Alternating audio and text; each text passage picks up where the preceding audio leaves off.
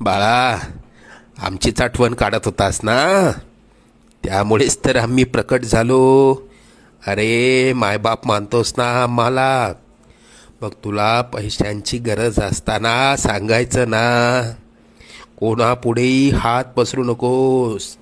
लोक 2-4 हजारांची मदत करतीलही, पण तुझ्या मागे सर्वांना तुझी मजबुरी हसत सांगतील. आता तुला कोणापुढे हात पसरण्याची वेळच येणार नाही. तू आजपर्यंत भरपूर दुःख सहन केलंस. लवकरच तुझ्या रडक्या भाग्यात सुखाचे दिवस येतील.